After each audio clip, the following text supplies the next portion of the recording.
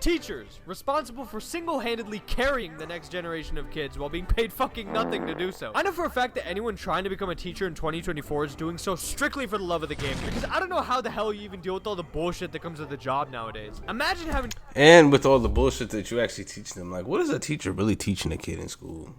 Besides math, reading, writing, maybe history. History's a little questionable because, let's be real, is that really the real history that we learn in dog?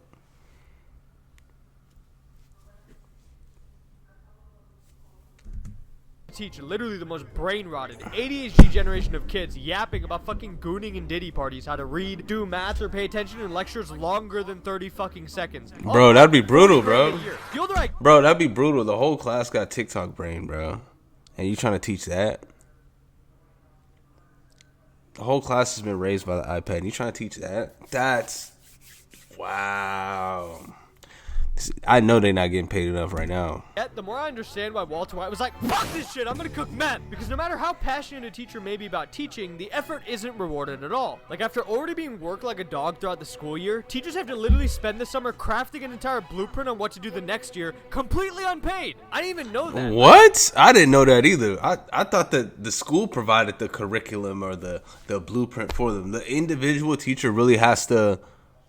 Y'all let me know. The individual teacher really has to craft out a whole blueprint for what their course of action and how they plan on teaching their subject next year. That's how that works? Huh.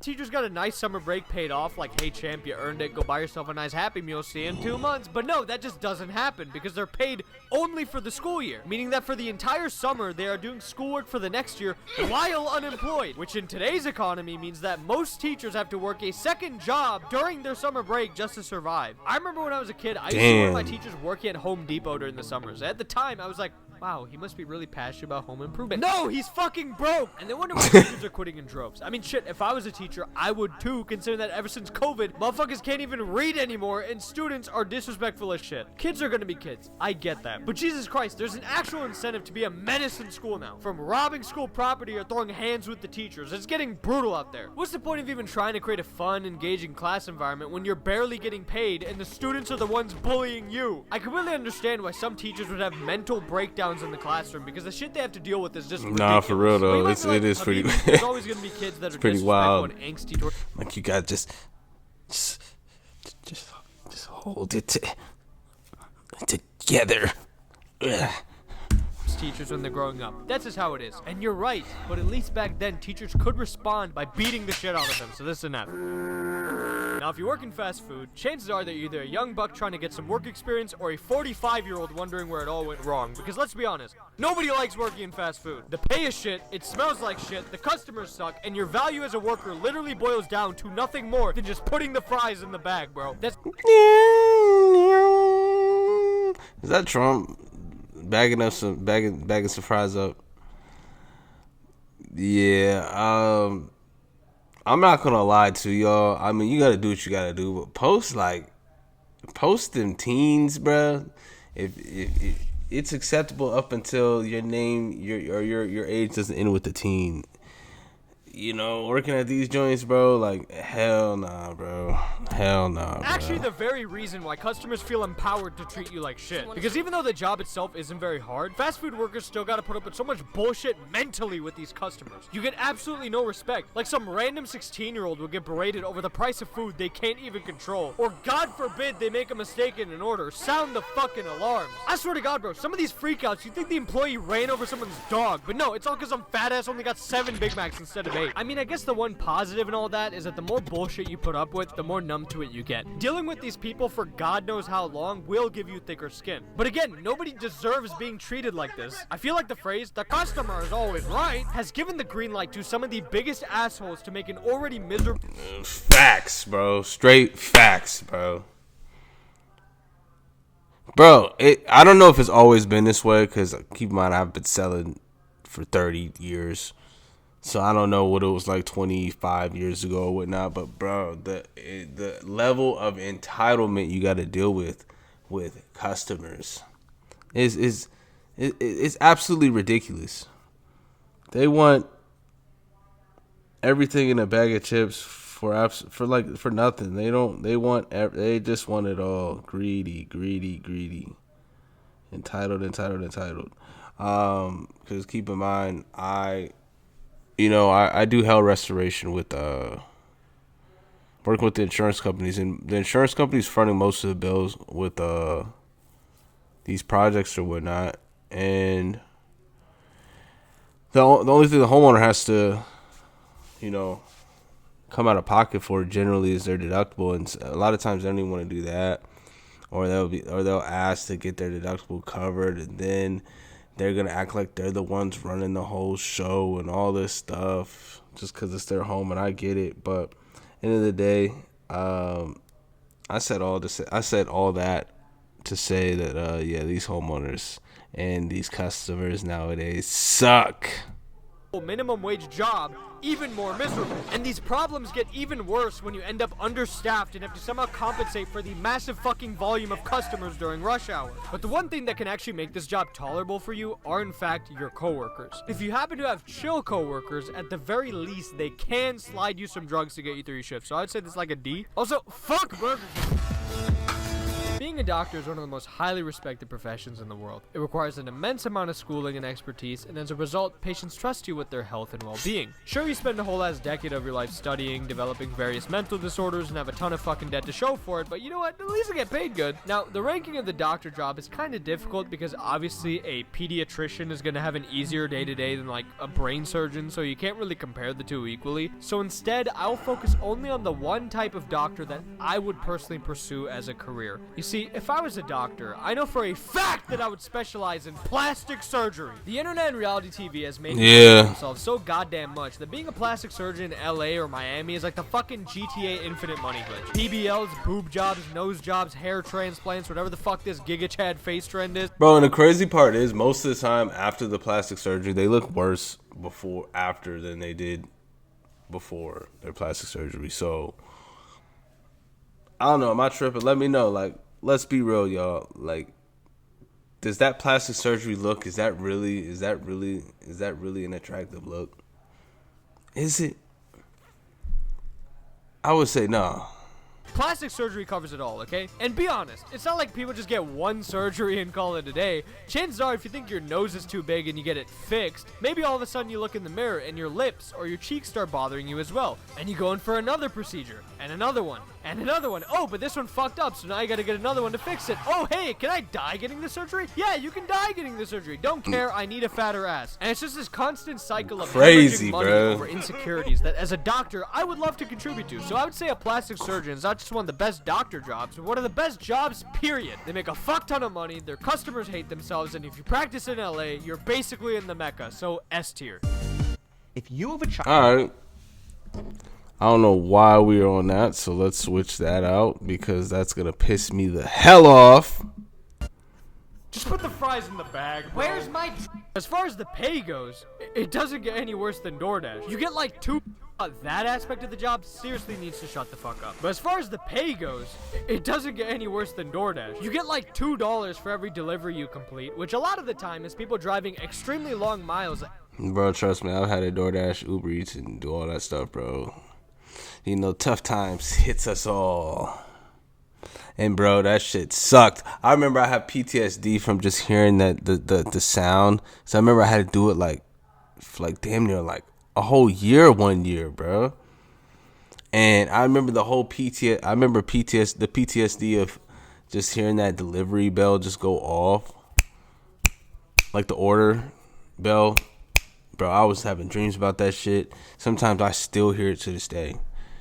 Every day just to be paid in these fucking pesos. Sure, you can grind out a bunch of orders, but depending on the area you live in, the rate at which you can even get orders varies. You could be spending like half an hour waiting for an available order until finally, by the grace of God, Jimmy from Cleveland, 30 miles away, needs a bagel for a whopping $3. You know, I saw a TikTok where a dude was flexing about how he made $500 in a single day of DoorDash. Wow, doesn't that sound great? Oh wait, hold on. After he spent 16 hours on the road. It shouldn't take a genius to realize that when you spend more and more hours driving, you also got to factor in the cost of gas and car maintenance, all when you aren't making shit. Now, of course, there's also the tip, which is paid by the customer and goes 100% to the dasher. But unfortunately, a shocking amount of people don't tip, or if they do, not much. Unless you do this as a side hustle and not full-time, DoorDash is an F. You gotta put all that energy into something better to make money. 100%. And scamming is the number one way to make money in 2025. So if you guys want to go hop into my tele chat and learn how to make a 50 ball the fast way, you can go click that link in the description down below.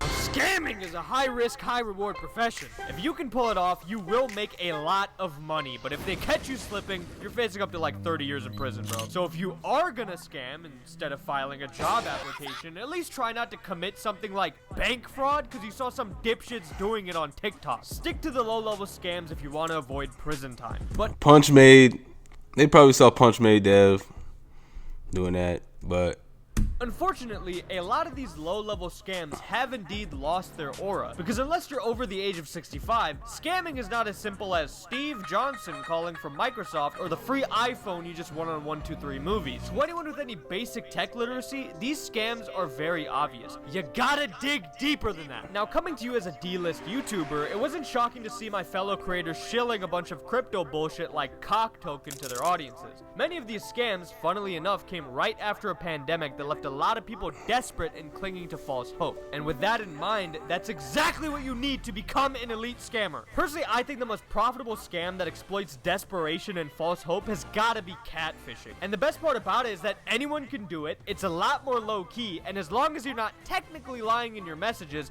I don't think it's a felony. Now, let me make it clear that I'm not endorsing any of these activities. The idea of pretending to be someone you're not solely... Alright, so let's be real, y'all. If you guys out there that still use dating apps and stuff, so they're saying about, I'd say, what, 80% of them joints on there is catfish? Yeah.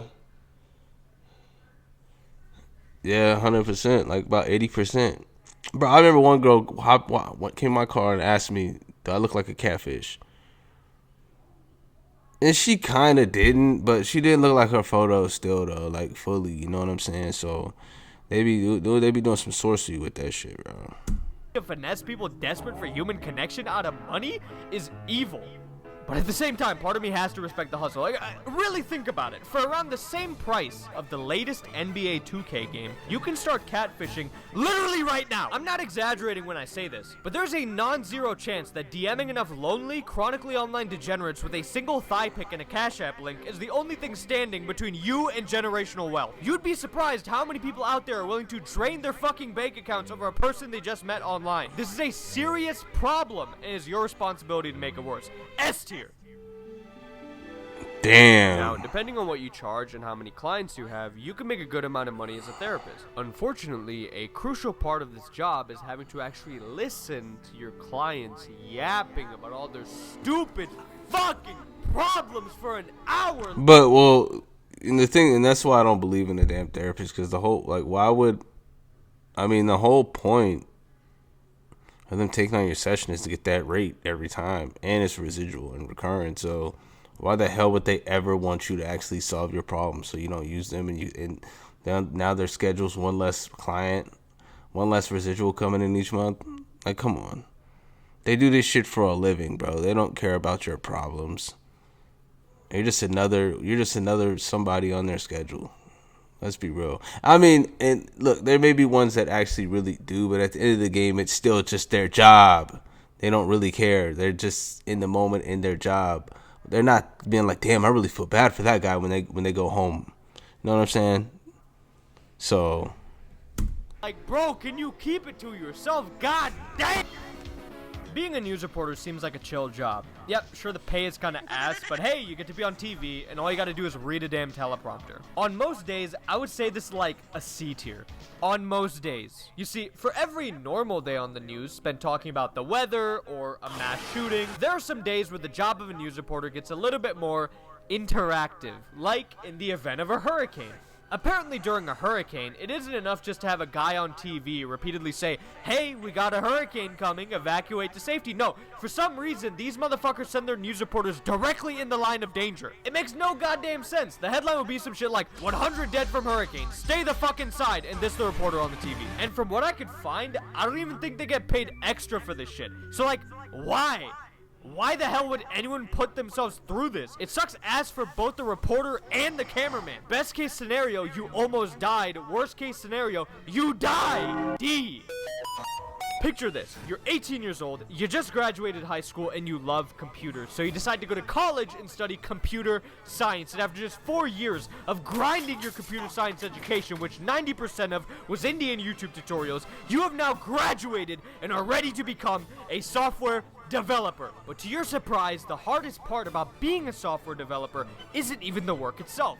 It's getting the goddamn job. Trying to get a job as a software dev for a big company like Google or Facebook is like trying to find a YouTuber who hasn't DM'd minors. It feels impossible. You gotta go through like 7 fucking rounds of interviews before you inevitably get rejected. And these interviews can span for months, which makes getting rejected, or at worst, ghosted after giving so much of your time and effort 7 interviews in feel like a giant waste. You know, people always wonder why software developers are so socially inept, but dude, if you spent months of your life dedicated to coding interview after coding interview after coding interview, I guarantee you wouldn't be able to answer a simple question like, tell me about yourself, because there's nothing left in you at that point. But once you actually get the job, it's like the exact opposite. You're not sweating your ass off coding a cure for cancer in under 10 minutes. More than likely, you'll be writing code and working on projects at a more relaxed pace while balancing a bunch of meetings on top of it. Obviously, some acting gigs and never break through, but at the same time, like gambling, it could take just one opportunity to change your life forever. Like the bitch from the Progressive ads, she's been doing this shit for like a decade and makes $1 million every year. I know she definitely didn't expect this to go on for as long as it has, especially when she got the job,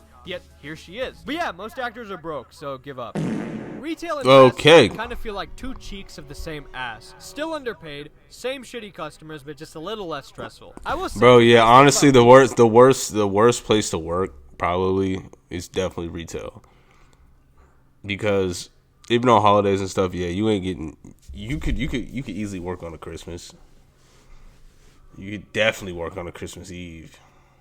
You could definitely work on a New Year's Eve. You could definitely work on Labor Day. Yeah, that would be the worst. That's definitely F tier.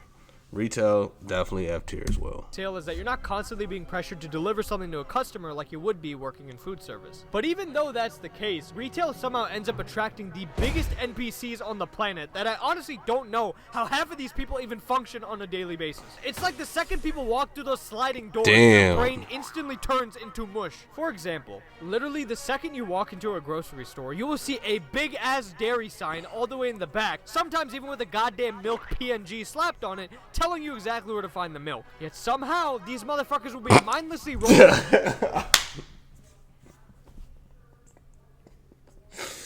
Oh, bro, ain't that the truth? Ain't that the truth? Searching for the fucking One Piece until eventually asking you, the employee, where it happens to be. And this doesn't just happen in the dairy aisle. It happens in every fucking department. But in the same way that retail has brain-dead customers, there are also the entitled ones. These are the Karens that consistently shop at the store, bitch about the price, and then expect a discount for their loyalty. But when the cashier, who's only worked there for 2 weeks, doesn't have the authority to do that, it's typical for the Karens to start arguing and threatening things like, I'm never shopping here again, or you just lost yourself a loyal customer. Retail is also a lot slower than fast food, which makes the job so goddamn boring. At least in fast food, the intense pace keeps your depressive thoughts about the job at bay. But when you work in retail, when very slowly, the voices only get louder, dude, which is really bad and doesn't help when right around November 1st, Mariah Carey begins her annual piercing of the eardrums for every fucking retail employee nationwide. D! From the screen to the ring. Shit sucks, man. My life is like a video. Alright, let's hear it. Let's hear it. It's really nice in terms of money and the amount of work you do. But that's only if you're one of the top streamers. It's really difficult to get a following as a small streamer on Twitch because the platform is dominated by the people with the most viewers and streaming hours. And in order to compete with that, you need to grind. Strictly from a health perspective, the grind of a full-time Twitch streamer has got to reduce your life expectancy by at least 25 years because going fucking Grubhub on the daily and never leaving your house or your gaming chair is so unbelievably bad for you and linked to so many goddamn health problems. On top of that, Twitch is also a very volatile platform. You can easily get banned and lose your entire livelihood by tomorrow. Twitch will literally drop the ban hammer on people for the dumbest shit, yet for some reason, the top streamers and like a bunch of OnlyFans girls are immune from it. You are not competing on an equal playing field. You know what, just to visualize this, let's play a little game. I'm gonna give you 3 choices, and you tell me which one out of the 3 got a permanent ban on Twitch. A, nudity.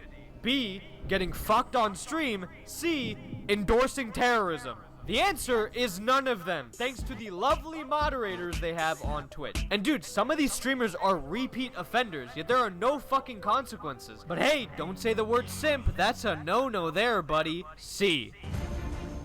Alright, Now, at least it's not I'm F not tier. here to disparage anyone serving the military. It's one of the most honorable things to do, and I respect their sacrifice to the country wholeheartedly. But being a soldier in the army, let alone during an active war, doesn't seem worth it to me at all. For starters, they don't pay very well. So the way military pay works is you have base pay, which is guaranteed, and I'm gonna be honest, base pay is kinda shit, and stays shit for a very long time, increasing gradually based on your rank and years of service. Not to be selfish, but if I end up having to put my life on the line, I'm not doing it for minimum wage, bro. But in addition to that, there are a bunch of other non-guaranteed add-ons to the paycheck depending on your circumstance. Like, say if wherever they have you stationed doesn't have you living in the military trenches, you'll be provided with additional money to pay for your rent and food, which I think is really nice. And you also get a fuck ton of benefits as well. I honestly feel like it's the military's PR that pisses me off more than anything, not even the job itself, because they spend so much money on these annoying fucking recruiters to show up everywhere. I've gotten like hundreds of army recruitment texts when I was a student, and I can't tell you.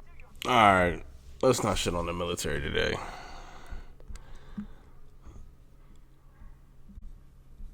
Thank you everybody for your service.